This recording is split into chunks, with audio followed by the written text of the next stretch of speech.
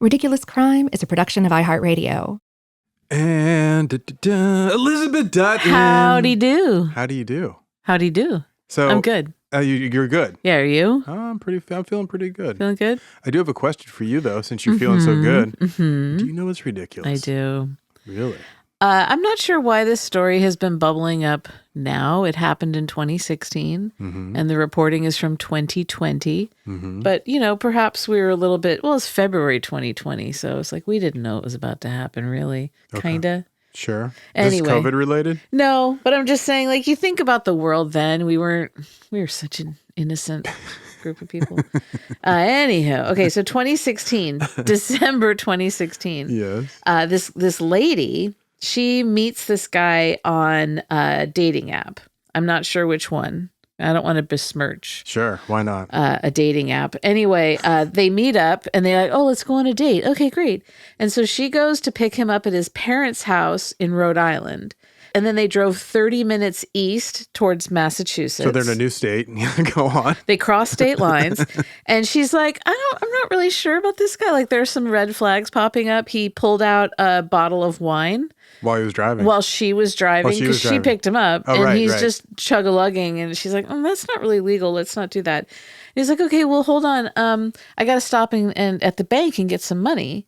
So he's like, wait right here. So she pulls into the lot. He gets out. She's waiting. Suddenly, he comes running back, jumps in the car. He's wearing he's totally sweating. He's wearing sunglasses, hat. He has a gun in his hand. He's got a wig on. He robbed the bank for $1,000 cash. Date money. And he gets in the car and he goes, go. And she's like, she panics, right? Well, so what had happened is he went into the bank. He showed the teller the gun.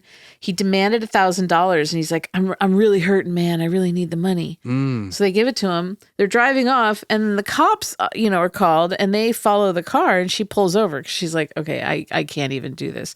He tries to hide. It's a Nissan Maxima. He tries to hide. Why am I not surprised it's a Nissan Maxima? Well, it's her car. No? Yeah, I know. Anyway, so then the cops have to pull him from the car. He spits on him. He gets into this violent struggle. So they find a 44 caliber handgun that was an antique that belonged to the dude's stepfather. Oh, wow. And then they find the hat and the sunglasses, and then the $1,000 is in his wallet. So he robs the bank, shoves the money in his wallet, and leaves, which is incredible. So anyway, this was a first date from hell. Oh, right. I think they shared this on our it's Blue Sky account. And on Instagram, it's popped up suddenly online. And like I said, I'm not sure why. It's from 2016. Maybe it's because of the Louvre heist people, because apparently they're a couple. Oh, really? That's what I've heard. Well, I don't know. We're going to get into that when the news comes out. I'm looking into all the details. Yeah. So anyway, so she gets off. She obviously is not charged with anything. And then he got sentenced to 4 years or something like that. Maybe that's why he got out. Well, he got out in 2020. I don't know why we're hearing about it now, but you're right, Louvre. I blame the French for I'm probably everything. not right. I'm just going out on a limb. Either way, first date from hell. I like that. This is why you stay off dating apps. That is nuts. Just go. God, I love that. So many red flags. And then I would finally, be like, sir, language. Then it was red lights of the police car. Yeah. Oh, that is good. Well, I've got one for you. Yes, sir. If you got a second. Yes, please. Okay, now imagine, Elizabeth, being a more prolific bank robber than Jesse James. I can't imagine. And that. not now, in the 19th century. When you're his contemporary. I really can't imagine that because I was only 4. Yeah, I know you were very young. I thought maybe it might be on the edges of your memory. Yeah. But either way, these days, no one remembers this dude's name. I don't. Right? Now, this is the fate of George Leslie. Who? George Leonidas Leslie. Who? He was this architect from the Midwest turned New York City bank robber. And Elizabeth, like I said, prolific. Huh. Yeah. For instance, the New York Police Department, they estimated that between 1869 and 1878, George Leslie's bank crew committed 80% of the bank robberies that occurred, not in New York City, but in the United States. Wait, stop. 80% in the whole US of A? Yes. It's wild. For a decade, he did 80% of the bank robberies, or his crew. Wow. So, take that, Jesse James. Right? Anyway, this story is what I want to tell you today because it's the strange but true tale of George Leslie. I want you to tell me the story.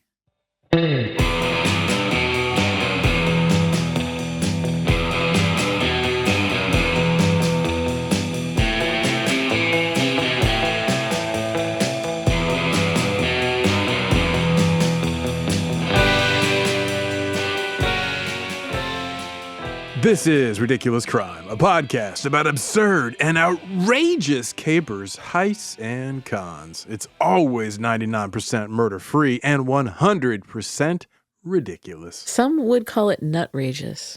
Some would. Some would. Elizabeth, before we begin, I feel it's important to kind of set and temper your expectations. I know sometimes you can worry from time to time. Sometimes. So let me just say up front, in all of George Leslie's robberies, not a single trigger gets pulled, no guns fired, no dynamite gets exploded, no weaponry is used against innocent customers or bank employees. Basically, not a single person ever gets hurt or injured in the story I'm about to tell you. I already love it. Like I thought you would. Thank you. This one's just pure fun. It's like an all whipped cream dessert of crime. Now, okay, now that that's clear, let's dive into a little history and scene setting. Like in April of 1865, the Civil War in the United States ends. Yeah, April of 65. Right? It comes with its bloody close with the defeat of the Confederacy. Now, I know you know all that. That's not the scene setting. Why I bring that up is that at the end of the Civil War comes this explosion in crime, and specifically the birth of bank robberies. Really? Yeah, Elizabeth, did you know that before the Civil War, bank robberies were basically not a thing that ever happened?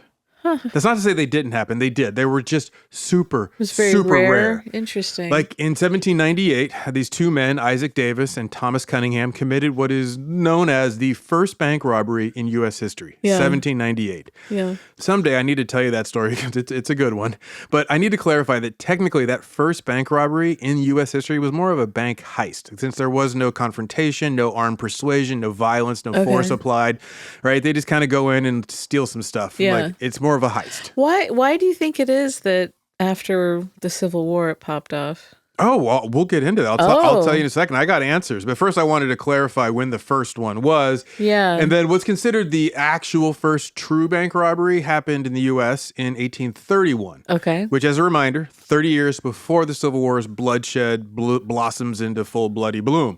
Now, bank robberies definitely happened before the Civil War, right? Like, we've established that. But again, super rare. Yeah. Anyway, that first official bank robbery back in 1831, it was a two-man crew. They robbed the bank. Their historic robbery went down in America's financial capital, a.k.a. New York City, the Big Apple.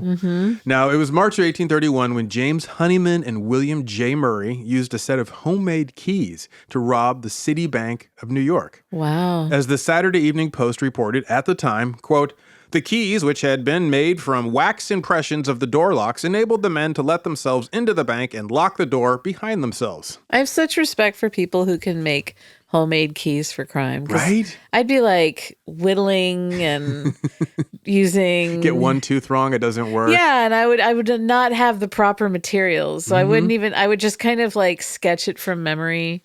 Yeah, well, they used wax. And they just use pressed wire. it into wax. That's So genius. you have a really good Not me. facsimile.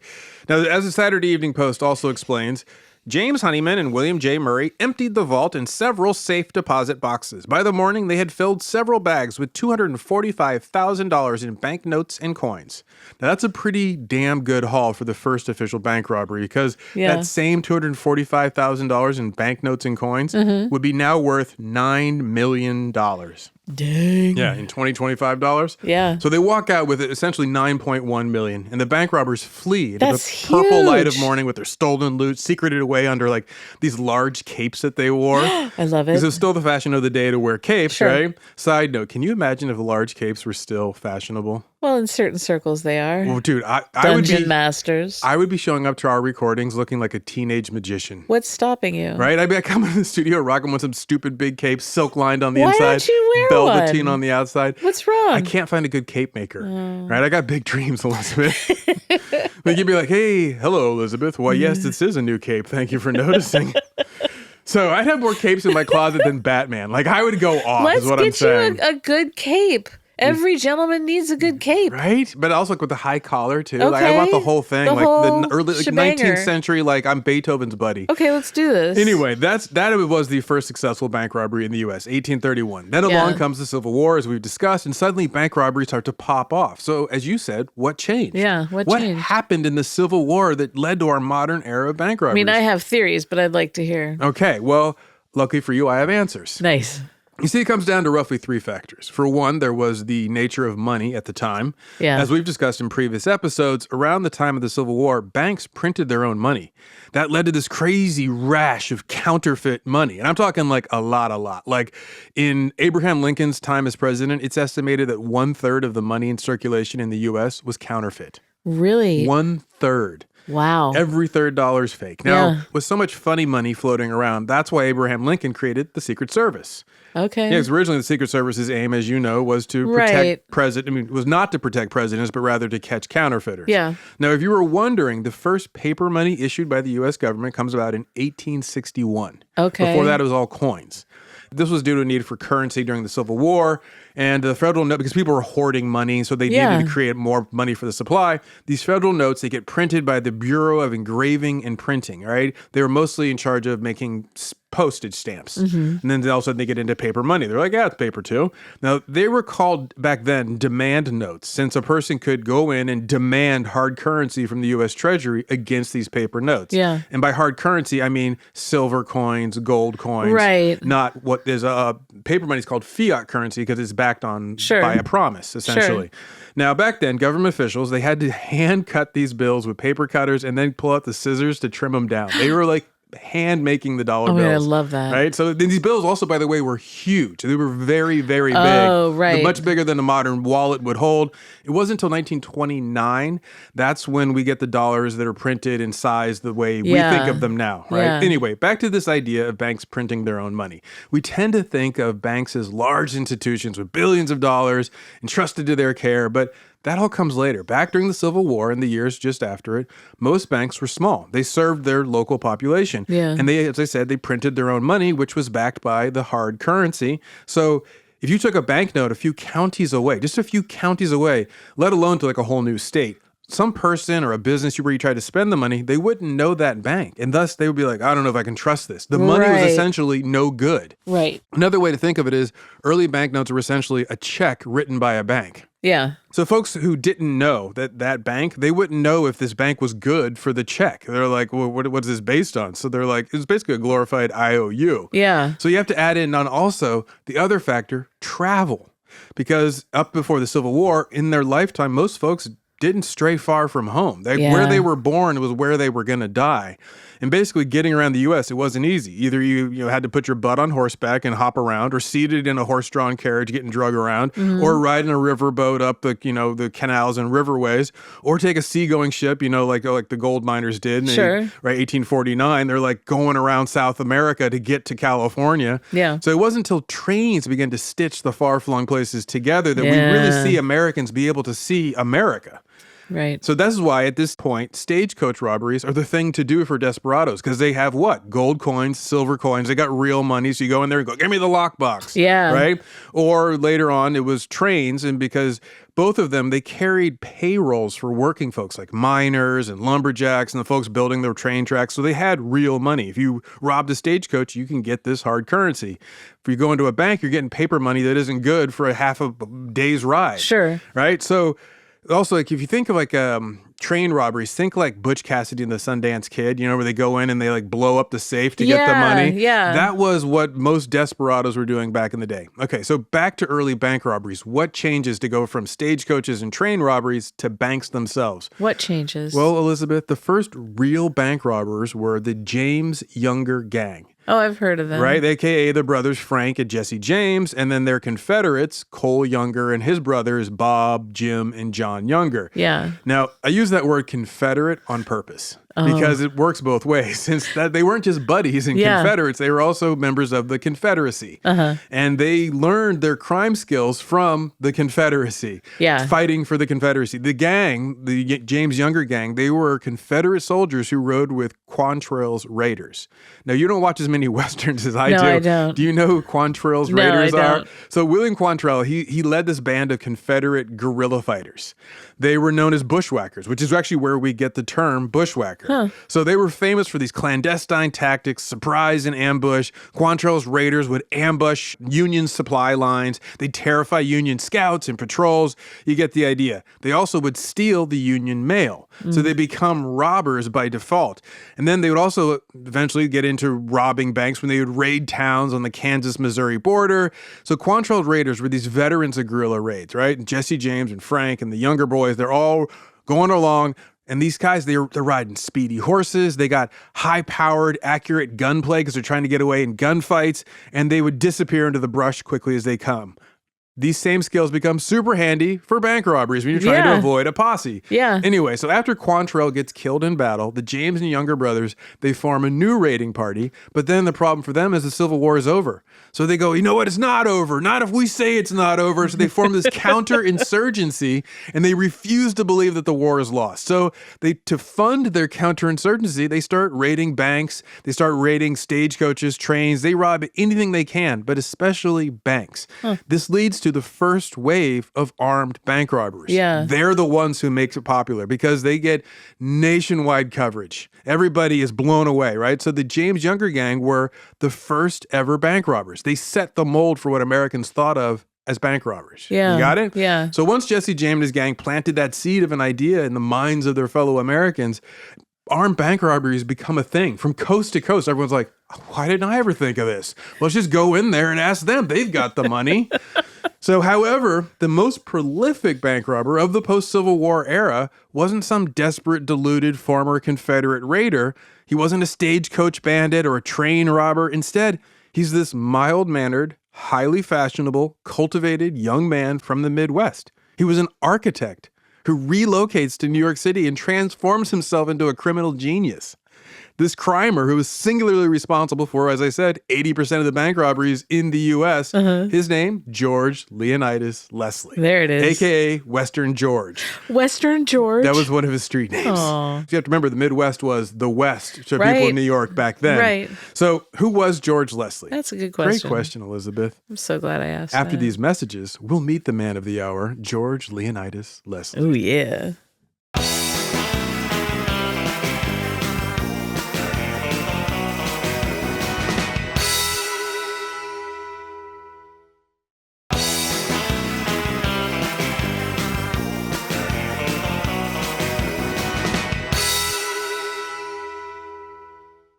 Okay, so where were we? Right. George Leslie. George Western Leslie. George. The most prolific bank robber of the post-Civil War era. It's like one day he wore Wranglers to school and everyone's like, oh, look at Western George. Check out Western George. Never lived it down. I mean, he's got a middle name, Leonidas. You'd think that'd get worked in there somehow, but nope. They're like, hey, Western George, bring over Bluetooth Bob and come over here. So what's dude's secret that made him way more of a criminal badass than Jesse James and his gang? You tell me. I'm so glad you asked, Elizabeth. Yeah. I'm here to tell you. As I said, George Leslie, the dude's from Ohio, from the Cincinnati area. Okay. Like I said, the Midwest. His father was a local brewer, like brewed beer. Yeah. Right. And he was very successful, like wealthy. All right. So he raises his son up right. He sends him off to attend college at the University of Cincinnati. And this is where young George studies architecture. And he's good at it. He wins top honors in his class. Very talented young architect. A man with a future that seems bright, promising. Right. You get the idea. Except for there's this little thing called the Civil War that interrupts all that. Right. It changes everything for him, but not in the way you might expect. Okay. You see, his father's wealth kept George Leslie out of the war. Ah, yeah. You know, back then you could pay money to have someone else take your son's place. Yeah, exactly. So his father paid $300 to keep his son from the battlefield. Yeah. These rich families, they were doing this often. And now this wasn't possible for thousands of young men from Cincinnati who'd gone off to war to fight and die. Right. And many returned home either wounded or they did not return home at all. Yeah. Or if they did come home and they weren't wounded, maybe they were psychologically maimed. Yeah. When they return, they and their families start to look down on rich kids like George Leslie, right? He skirted the war. He's basically seen as like a lowlife, like a deserter, right? So many folks knew that he had spent money to avoid the war, as rather his father did, that he becomes this pariah in Cincinnati. Like nobody wants to hang out with him. He's facing scorn, ridicule, resentment, even outright violence. People like beat him up in bars if he showed his face. Yeah. As if that wasn't enough. First his mother and then secondly his father pass away. So now he loses his family. He's an only child, by the way. Okay. So just after he finishes college, he's alone in the world, hated by his neighbors and his former friends, the guys his age. He's this like pariah figure. So he's like, what am I going to do? This sends him into a tailspin. Yeah. And he decides, you know what? I need to find a new place to live. I need to get the hell out of Cincinnati. Right. I need to find a new place to reinvent myself as Western George. Yeah. So he looked to the future and he took his father's fortune, or what fortune his father had left him, and he moves to New York City. Oh, okay. Right? That's where he plans to begin his new life. He tells his few friends in Cincinnati who still will talk to him, he's going to go out there and get some of that, quote, easy money floating around in New York City. Yeah, totally. But he meant that literally, Elizabeth. Oh, really? Yes, because he's 27 years old at the time. The year is 1869 when he decides to relocate to New York City. He strides into that city, this young, well-educated, modestly wealthy man with good looks, manners to match, right? He's able to swan into New York high society. From the word go, he enjoys all that the city has to offer. Really? They welcome him in. They're usually so insular. Oh, no, because he's this fun character. He's like the Count of Monte Cristo rolling into town. He's got money. He's handsome. He's independently wealthy. He's interesting. He's got good manners. Boorish. He's smart. He's not boorish. Exactly. So he goes in. He starts to enjoy the theater. He attends fancy operas. He makes appearances at art exhibitions. Everywhere that's interesting, you can find George. Yeah. He gets known also as a bibliophile who boasts this fine collection of rare first edition books, so smart people respect him. Love it. He's also consulted by other book lovers and collectors for his learned opinion. They're like, George, what do you think of this? What a life. Right? And so George Leslie, he also begins to attend high society balls and fancy smancy galas because they're trying to marry him off. Like, oh, you need to meet my daughter. Oh, yeah. My cousin's going to be in town soon, right? So he's young, he's rich, he's loving life. It's like this hip, independently wealthy Midwesterner waltzes into New York society, and he's got a cheat code for the city. People are just like, who is this guy? Yeah. But for George Leslie, keep in mind, he's not working. He's so wealthy, he's not getting a job. Yeah. So how is he making his name if not as a well-paid architect, building that first generation of tall buildings in New York? Yeah. He's like, well, I'm going to get into a crime. He doesn't tell anybody this, but that's his plan. So he wants to get in on this whole bank robbery game that he's been seeing in the newspapers. The Frank James and younger gang out there, they got this whole thing where you rob a bank. That sounds fun. I want to try that. So once this young bon vivant ingratiates himself into New York society, he learns where the fat cat New Yorkers keep their gold, their silver, their jewelry, their cash and bonds and securities. What bank do you bank with? He learns where all of the money is incredible. in New York, right? They all tell him, oh, you got to go down to Citibank of New York and blah, blah, blah. So once he learns where they bank, it becomes his shopping list for his planned crimes. Sure. Now, remember, I said he's a trained architect. Well, he puts all those same skills to work as a bank robber. He basically becomes the 19th century Danny Ocean. He's like Ocean's 11, but with carriage rides, right? It's Ocean's 1. Exactly. Since he's learned where the wealthy keep their money and their jewels, he's like, I'm going to rob those places. So, and being a trained architect, he's like, let me be smart about this. So before he robs a bank, he pulls the blueprints for the building. That's what I was going to say, yeah. And if no blueprints are available, he just draws up his own blueprints. Sure. So he'd visit the bank in question, pretend to be an interested depositor. He's a rich swell. So they're like, oh, sir, you got to go see our security deposit boxes. Yeah. So then he gets a tour of the vault. And then also he tours the whole bank. He takes mental notes. Then he returns home, gets out that blue paper and starts drafting up a blueprint. Amazing. He plots out all the key points of interest, namely entrances and exits, obviously, hallways, where the bullpens of tellers and bank employees are located, the whole thing. And also, obviously, where the vault is most important.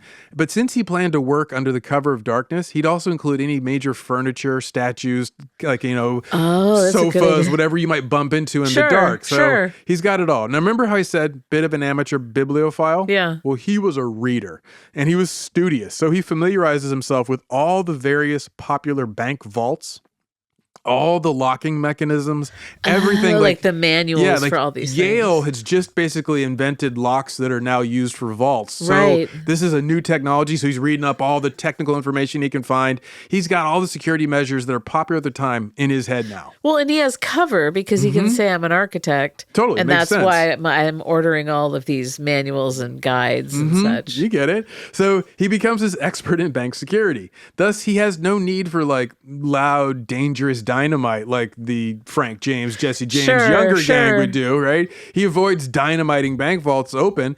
Because this is not a good choice for a crowded New York City bank. No, One, right? no. It's also good standard practice for a bank robber because as the desperados out west were finding, it was hard to know how much dynamite to use. Yeah. So sometimes they would, try to blow open a safe or vault and they'd use way too much. They'd blow up the money inside the vault. Right, that's the danger, yeah. Other times there was another danger. They'd blow themselves up. So it was like a real sloppy science, right? Yeah. Exactly. So he was like, that's less than ideal.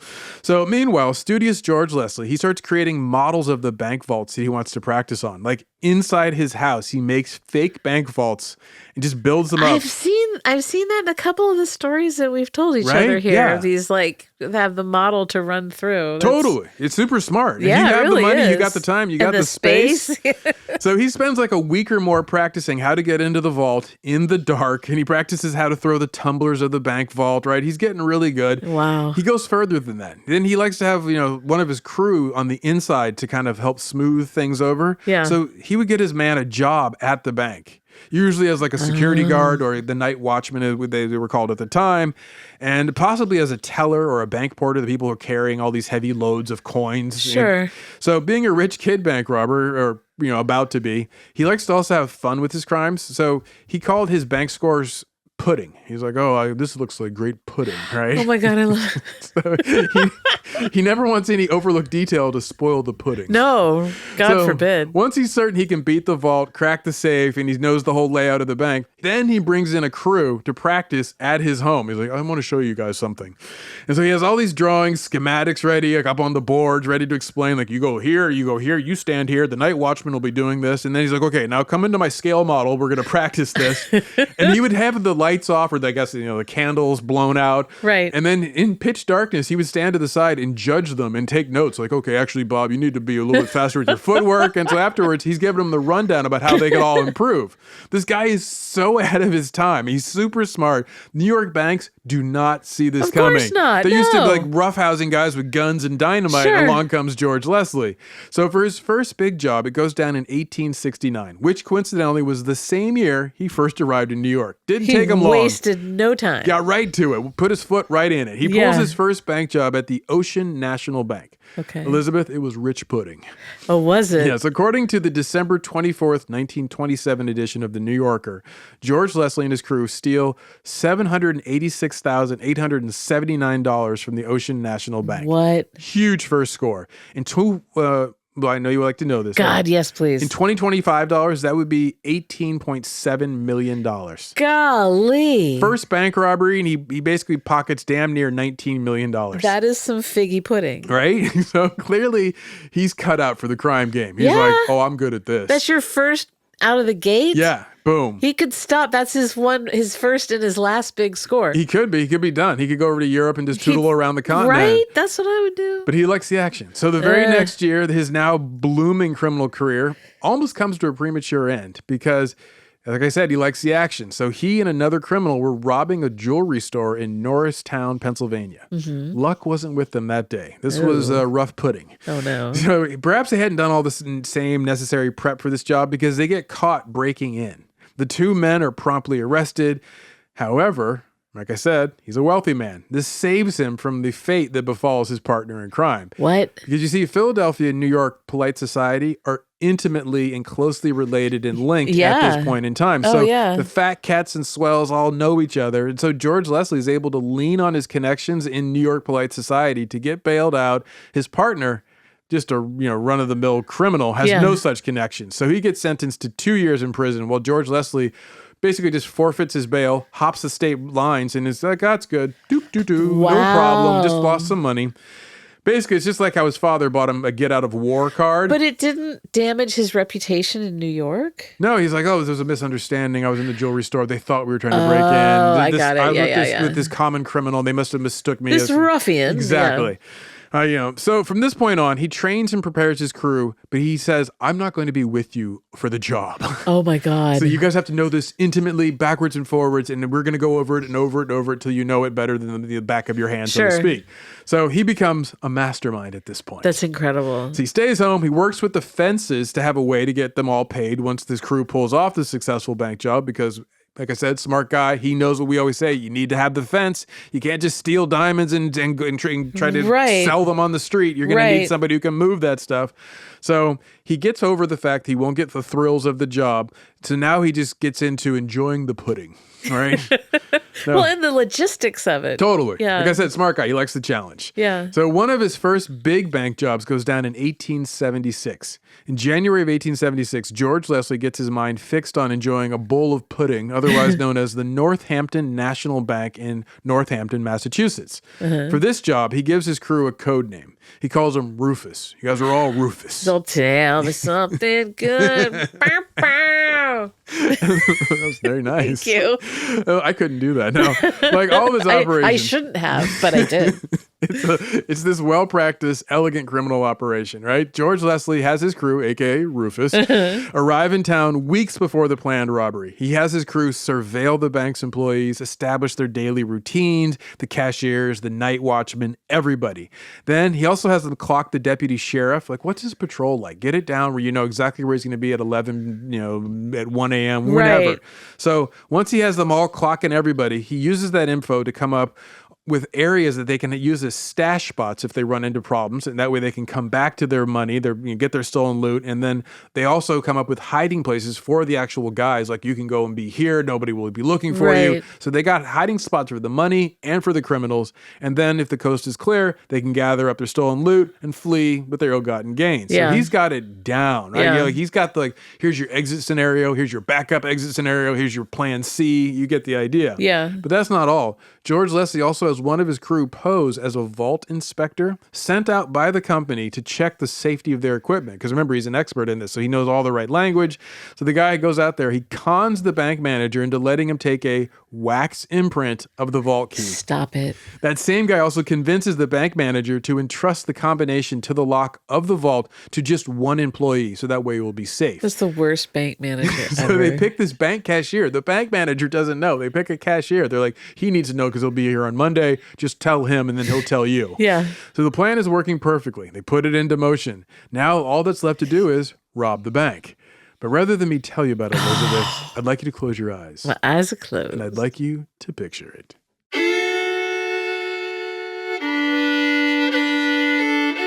It's just after 4 p.m. on a Monday afternoon. The date is January 25th, 1876. And you, Elizabeth, are a bank cashier on his way home. It was an uneventful day, and now you're enjoying a wintertime walk. The town is covered in soft and gentle white. Your boots crunch the freshly fallen snow. The eaves of homes you pass are decorated with icicles. The cheeks of the townsfolk you greet are all rosy from the cold, and you cannot wait to get home to your wife and enjoy a warm dinner with her. When you reach your home, your wife has a hearty stew ready. Together you two dine and discuss the goings-on of the day. After you eat, you spend the evening hours reading, and since it's wintertime, you both retire early to bed.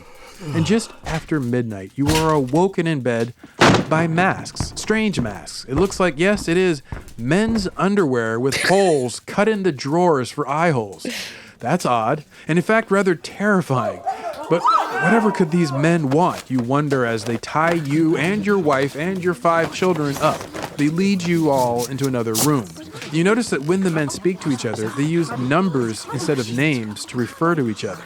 One of the underwear masked men demands that you tell him the combination to the lock of the bank vault. You resist at first, but then you finally relent and tell them a string of numbers. They ask you to repeat it. You try to remember what you just said, but you can't. They know you're lying. After they threaten you and your family with harm, you tell them the actual combination to the vault. You think that's only half of the security measures. They'll still need the key to the vault. What you don't know is they already have the key to the vault. Anyway, the men stay at your home until 4 a.m. And then, knowing that the night watchman would be headed home, the men all leave, headed to the bank. Only they take you with them. You all march through that same snowy winter wonderland in the quiet of the morning. What you don't know is that a couple hours later, your ever-resourceful wife frees herself from being tied up, and she rushes out of your home and shouts for all to hear, "They've taken my husband! They're robbing the bank! They're at the bank! Please help my husband!" At this point, it's 6:30 on a Tuesday morning. townsfolk are out and about. They hear your wife screams. The townsfolk rush to the bank to stop the robbery in progress, and when they arrive, they find it's far too late. The bank robbers are gone, and so is the town's savings. Oh, God.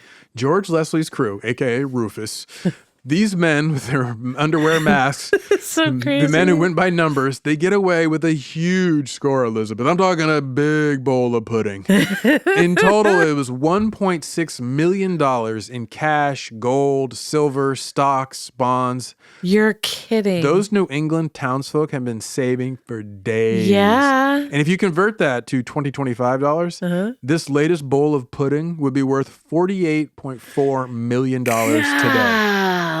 Dang. Hot damn, right? Wow. That's a huge haul. In fact, it was the record for a robbery in the U.S. up to that day. That's by crazy. a long shot. Yeah. And again, suck it, Jesse James, you small-time punk. Of course, records are made to be broken, which George Leslie and his crew did with their next bank robbery. But first, Elizabeth, let's take a break. And after these messages, we'll get back to the robbing. Yeah.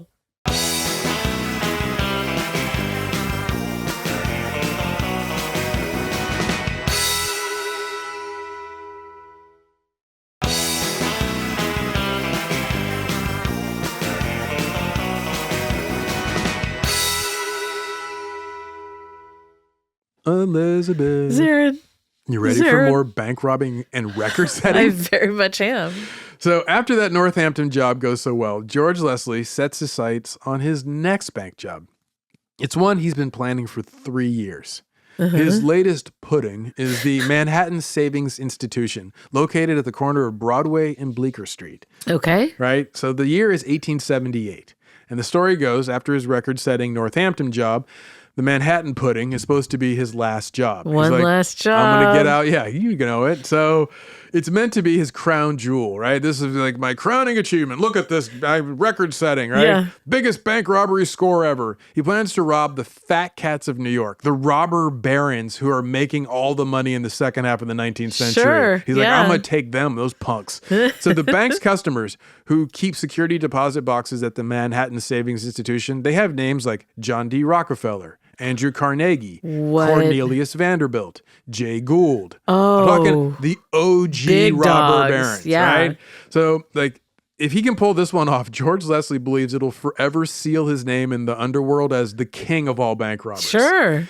So after this job, he plans to leave New York for good. He'll head out west, grow old with the country, and his wife had already decamped to Philadelphia, so she's out of the area. That way he can focus on his last and greatest job. Okay.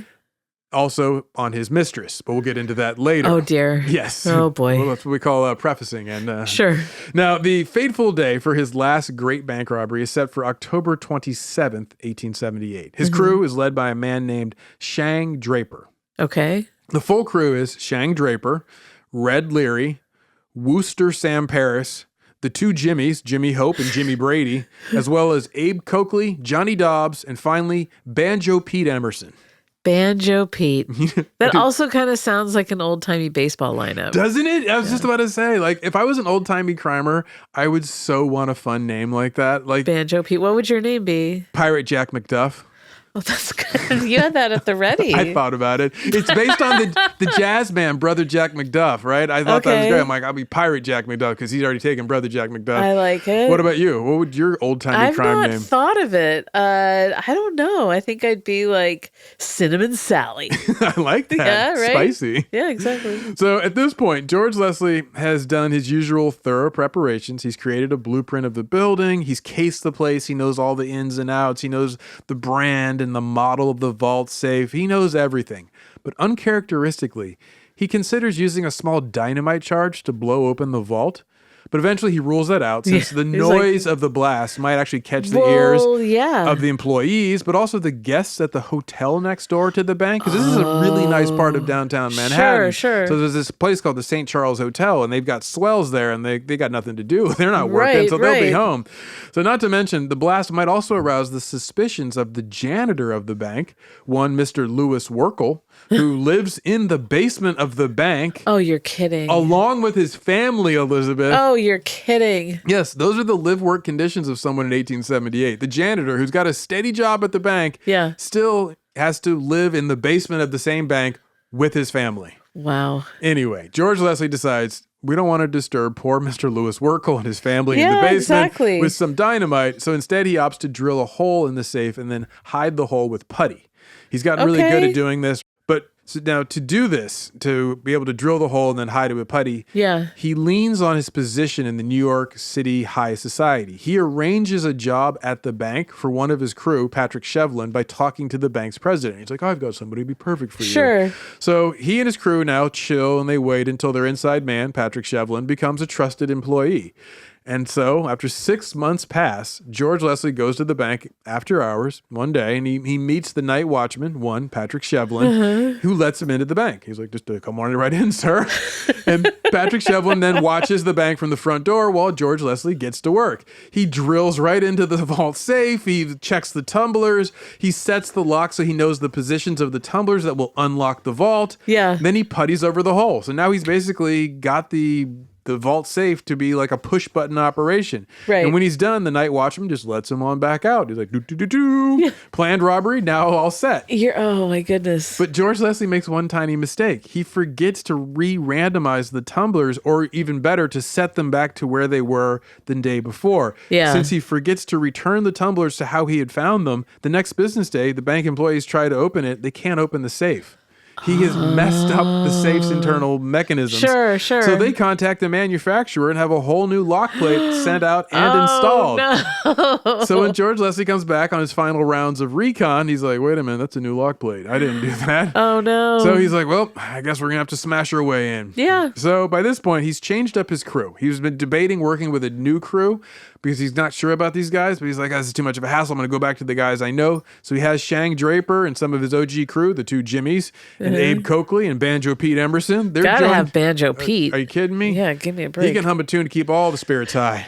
So they're joined by a new guy, some muscle guy called Bill Kelly. Good Irishman, right? And at 6 o'clock on this fateful Sunday morning, October 27th, 1878, George Leslie's crew, all of them wearing masks. I don't know if they were underwear masks. Let's just say they were. It's kind of fun, kind of kicky. Ladies' underwear this time. Ooh, silky. Little, like, bloomers. Oh, right. Yeah, look at the ruffles on the edges, too. Yeah. So whatever they're wearing, they sneak into the Manhattan Bank. And now they've bribed a beat cop to stay away. So the guy who's walking the beat, he's just like, I'm going to walk over here and go get myself some penny candy. Yeah. So he does as the money tells him. He goes to get himself some penny candy or whatever. The crew really now only has to worry about the night watchman, who they don't because he's one of their crew. Sure. So that's out. This leaves only the janitor, Mr. Lewis Werkel. Mr. Werkel. And his family living in the basement of the bank as the only chance that they could run into some pain in the neck innocent bystander. Yeah. So when they hit the bank, the crew goes there first. They go right down to the basement apartment. And it's like the crack of dawn on an autumn morning. The janitor gets woken up by this masked crew. Same as it happened to you. Yeah. It was horrible for me and my family. I bet it was traumatizing. It was. My wife was really upset for a long time. The stained underwear on their faces. Yeah, the skid marks. My kids were trying to emulate it. Yeah, you guys didn't even have a term Hershey Highway yet because it was before Hershey existed. Exactly. So you're like, what is this?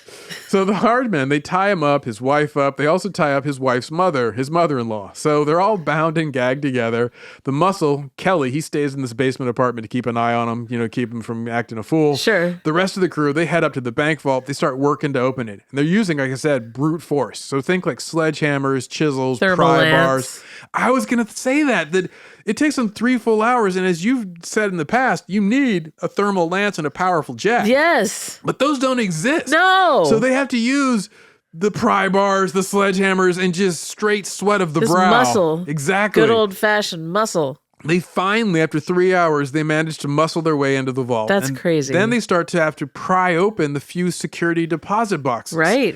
So they manage to do that too. And they load up what they can into these tasteful, smart leather satchels. Because remember, they're in a really expensive part of Manhattan. Sure, you want to blend. So exactly. So it's morning when they're going to walk out. So they can be like, I'm on my way to the office. Right. So they all have now briefcases. They're just loading up with stocks and bonds and silver coins and gold coins. At one point, this patrolman, New York City beat cop, cop, one who they didn't pay off but happened to be strolling home. He sees some suspicious stuff going down in the bank on a Sunday morning. Yeah. Work screen is up. They got like a screen blocking off the area that they're working. Sure. He notices that. He notices like shadows moving around. So one of the crew is this fast-thinking guy, old Abe Coakley. He starts dusting and acting as if they're merely just doing weekend renovations. And then he gives the big friendly wave and a hi to the cop from inside the bank. The cop sees this and he's now satisfied he knows what's going on. Sure. They're giving the bank a new little zhuzhing, a new look for over the weekend. He was acting like he knew. Exactly. Yeah. And we've said this numerous times. The key with cops is give them a story they can understand while walking or driving past. Right. This pretty much always works because, they're like, oh, what's going on there? I know what's going on. Yeah. And off they go. So this guy, he heads on home. So the crew, they gather up their tasteful, smart leather satchels and they head out into the New York morning. They even stop by and they meet the beat cop in that area and they give him one of the satchels. And so now this dirty patrolman's walking home with a smart satchel too. Right. Some fresh pudding. Now the crew gets away with $2.7 million in cash and securities from the Manhattan Savings Institution. All the fat cat's money. They got like Rockefeller stocks. They've got Jay Gould's bonds. Yeah. So this becomes the new record for a bank job in the U.S. Yeah. And I did the conversion for you, Elizabeth. Thank you. In 2025 dollars, that would be $88.996 million. Great day. They walked out with $89 million. Which just goes to show you it pays well to rob the robber barons. Sure it does, right? yeah. They got the money. That's where the money is, yeah. So about an hour after the robbery is over and done with, the janitor, Louis Werkel, wriggles himself free and he runs over to the barber shop that's in the hotel next door on the ground floor at the St. Charles. And he tells everyone, the bank has just been robbed. So now word spreads.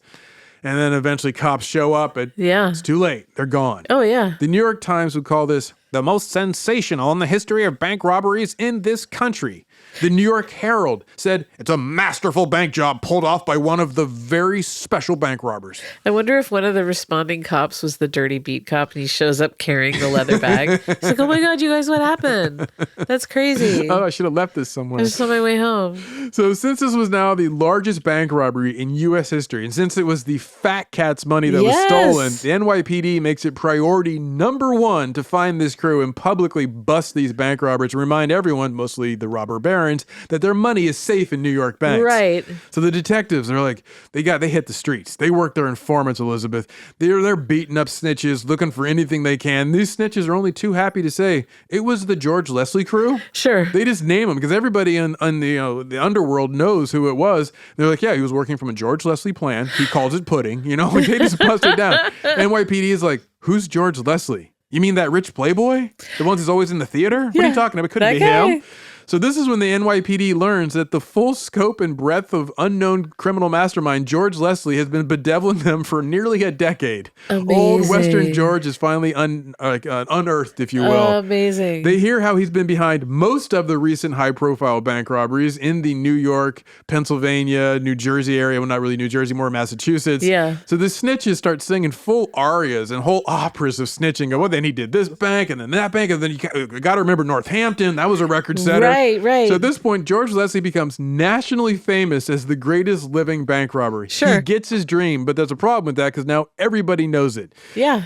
The courts, though, can't prove it, even though everyone believes it. So the trouble for George Leslie is that while his fame grows, like I said earlier, he planned to switch up and start a new gang. Yeah. Well, that caused a little tension and rift because his old gang kind of heard about this. He also did another mistake. Remember I said how he had a mistress? Yeah. Well, that wasn't just any mistress. It was the young wife of one of his old crew. Come on now. The guy named Shang Draper. What an idiot. So while he's romancing Babe Draper, the 21-year-old wife of one of his crew, he also starts planning new robberies with his new crew. Unbelievable. What an idiot. And then one of his new plans with his new crew fails and his new crew makes mistakes and folks get busted. Consequently, his old crew loses faith in him. He's just not the same old Western George. Yeah. And eventually, angry about him sleeping with his wife and the fact he's no longer got his magic touch, Right. Shang Draper decides to set up George Leslie. So one day, George Leslie shows up at this bar in Brooklyn, a saloon called Murphy's Saloon, which I have to assume was like a Western cowboy-themed bar. I mean, like, I don't know if they had a lot of saloons in Brooklyn at the time. I think they did. I think that was a common thing. Did they have theme bars in the 1870s? I don't think so. Murphy's, it sounds like a good Irish bar. Yeah, but would it be like a pub then, right? This is specifically a saloon. I think that they had saloons there. Okay, I don't know. It just sounded kind of Western, like with the swinging doors and everything. I'm imagining like showgirls. Any kind of place to wet your whistle. But they had other bars and pubs. Yeah. So why call it a saloon? That's kind of a Western thing. Why not? Like, I'm expecting showgirls. Let's say it was a theme bar. They were all in costume. There we go. Thank you. Hop on my energy. Everyone was It's a Brooklyn theme bar in the 1870s. The bartenders were dressed like Dallas Cowboy cheerleaders. That's what they're dressed like? Yeah, they had short shorts and white boots and a kicky hat and big handlebar mustaches, like the Dallas Cowboy cheerleaders do. Of course. I like your imaginings. I know. So do I. So they're in this Brooklyn theme bar, this saloon. Anyway, Murphy's Saloon in Brooklyn. He gets past a note, and George Leslie checks this handwriting, and he recognizes it instantly on this note. It's in a woman's hand. In fact, it's the handwriting of his side piece, Babe Draper. Oh. She has this note slipped to George so that her husband, Shang, doesn't catch any wind of it. He has like one of her friends drop it off, Did she right? dot her I's with hearts? Let's say yes. Just like the bartenders did at the saloon. Exactly. So she asked him to meet him one last time because she's heard word he's planning on blowing town now that the heat's on him. Sure. Right? So, but she knows he also has this one last new big bank job set up and it's coming up. She wants maybe just one more night of love with him before he leaves town. So what do you think George does? Does he go and meet his side piece? Yeah, of course he does. You know he does, Elizabeth. He leaves Murphy's Saloon on the hunt for some stolen pleasure. And a little while after George Leslie receives the love note from Babe Draper, this New York City cop, a patrolman, is out doing his rounds. He's out at a place called Tramps Rock. Right, just love that name. Yeah, it's right there at the county line between Westchester County and New York County, at the Bronx River. Yeah, Elizabeth, George Leslie he's not out there just like taking a nap on Tramps Rock when they discover him. He's dead. Yeah, he's lying there next to his head is his pearl-handled pistol, a double-barreled pearl-handled pistol that turns out Babe Draper was known to carry because he gave it to her. What? Yes. Now, we do have our 99% murder-free guarantee. Yeah. But this is, we'll say, one of those 1% exceptions. Or maybe it's not. Oh. Because technically it's considered an unsolved crime. So does that count? Well, I don't think he died of natural causes. No, I don't think so either. Anyway, based on what the New York cops learned from the snitches and the word on the street and the underground, the detectives are able to identify all of George Leslie's crew for the Manhattan bank job, and one by one, they all get busted. All except George Leslie, since he's dead. He's like got the eternal busting. Exactly. Yeah. He's been put down. Yeah, so he's in the deep pudding. I like that. So one of the Jimmys, Jimmy Hope, and the Muscle Bill Kelly, they get tried. They're convicted and sentenced to prison terms, long ones. Meanwhile, Abe Coakley and old Banjo Pete Emerson, they're also both caught and tried, and they avoid conviction because both are acquitted for a lack of evidence. Okay. The crooked patrolman, he gets named by somebody. He goes to court. He gets tried, but he's wily because I guess he's been a dirty cop for a while because he bribes a juror and he gets acquitted. Wow. So very few of them actually end up doing prison time. It's mostly just Jimmy Hope and the Muscle Bill Kelly. Yeah. Surprisingly, the cops are able to recover all but $15,000 of the stolen loot. What? Because what they stole was mostly securities, which they had a hard time moving. Yeah. Now that George Leslie was dead, they hadn't thought about the fence. Sure. They're like, oh, how do we get rid of Jay Gould's stocks? Right. They don't know what to do with Rockefeller's bonds, right? Wow. So, of course, obviously George Leslie never pulls another bank job because he's dead. Yeah. But George Leslie leaves the game as the most prolific bank robber ever in U.S. history. His career makes his contemporary bank robber, the most famous bank robber of the day, a.k.a. old Jesse James, look like a small potatoes Missouri chump. Oh, yeah, completely. So he was doing big numbers. Right? Yeah. 89 mil. Yeah. So what's the ridiculous takeaway here, Elizabeth? I was thinking about, when we're saying, like, we have this rash of bank robberies beginning post-Civil War. Mm-hmm. And I always like to think about, you talk a lot about hinge points in history. Sure. But you look at World War I being this time when rules kind of went out the window and people thought there's just chaos is reigning, and you've got chemical warfare. You've got all these things that you never understood or believed to be. Industrial scale war. Right. And so it felt like there were absolutely no rules. Everything's going crazy. But then coming out of that, you get jazz, you get like modern art, Dadaism, Just about to say all the great all this modern abstract art stuff. You get incredible theater coming out of it. So where people are saying, I don't care about the rules. I'm just going to break the rules. And so you look back and you think like with the Civil War, you had a lot of the immigrants who were coming over. They couldn't pay the money to not fight. So they're landing in New York and being conscripted right there. That's how a lot of them get their citizenship. Yeah. It's like they get, okay, you're a citizen and also you're in the army. And so you feel like, okay, so you're drawn into the army if you can't afford it, whether you're just fresh to the country or not, and you're sent down to this place that is totally foreign to you in the South. And they were just laying waste. I mean, they were raiding and just stealing stuff. And then you think, okay, so on the other side of that, you've got people in the South who they're not slave owners. They're not plantation owners. Oh, they're just poor. They're dirt farmers and they're just, and they're getting totally raided and they're pushed into this. The rules are out the window. Yes. And so you can see where like that kind of, mentality then, you got more and more people going west and thinking, forget about it. Like you've got the railroad, you've got all these means. Why do I have to stick to these rules that mean nothing? Yeah. No one else is following them. Why be a sucker? So that gets me thinking that, other times in our lives when we think, God, there are no rules anymore. No, maybe we will come through this with benefits of like losing, things that are constricting creativity. Sure. Not necessarily for bank robbery, but, and that you then swing around where people say, okay, we've got a social contract again. Yeah. Like we're, as a society, we're going to agree to certain things. Yeah, history it follows like pendulum swings. It's a pendulum swing. Yeah, but it's not ever like a straight line that goes forever in one direction. Yeah, but I hadn't thought about that in terms of the Civil War sparking all of this crime. Oh, yeah. And this lawlessness, because you think like, okay, what are the rules? Like the country's at war with itself. Soldiers are coming through and they're stealing everything we have and we're blowing stuff up and we're supposed to be on the same side, but I'm pulled into a traitorous side just by where I live. Totally. So that's my takeaway. Zaron, what's yours?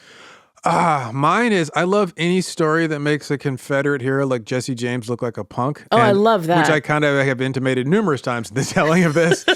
So I would like more people to know about George Leslie, who robbed from the fat cat robber barons. Always and let better. him be a folk hero of crime as opposed to Jesse James and Quantrill's Raiders. Well, when you're talking about Quantrill's Raiders, like they didn't think the war was over. I'm like, there are still people today. I was trying not to say that. I'm like, this is a very common thought. I'll say it. The Confederacy played the long game. So, you in the mood for a talkback to wash this all down? Most certainly. Talkbacks. Oh my God, did he just say that? OMG. Hi, Zaron and Elizabeth. This is Cassidy. Every Tuesday or Thursday, I tend to say something to my husband like, I have great news. Ridiculous Crime is a production of iHeartRadio, meaning there's no episode. And now it's to the point where if I say I have great news and it is Tuesday or Thursday, he will say, is Ridiculous Crime a production of iHeartRadio? And I say, yes. So love the show. Thanks.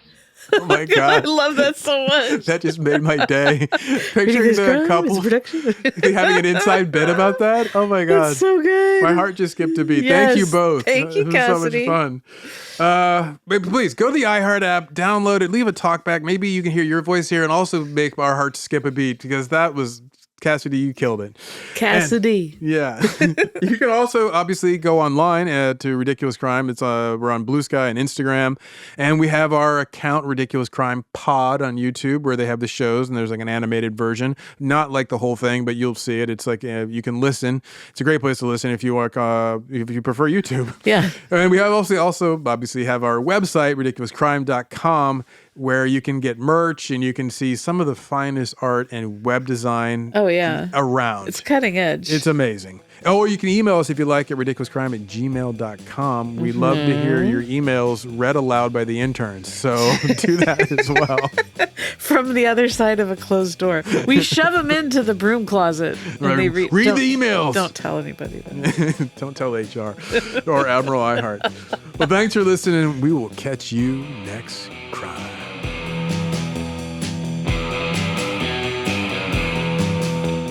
Ridiculous Crime is hosted by Elizabeth Dutton and Zaron Burnett. Produced and edited by our resident George Leonidas Leslie blueprint collector, Dave Kuster. And starring Annalise Rucker as Judith. Research is by Jesse James, Anti-Fan Club co-presidents Marissa Brown and Jabari Davis. Our theme song is by our house band, Fat Cats and the Robber Barons, a.k.a. Thomas Lee and Travis Dutton. The host wardrobe provided by Bonnie 500. Guest hair and makeup by Sparkleshot and Mr. Andre. Executive producers are bank apartment managers Ben Bolin and Noel Brown.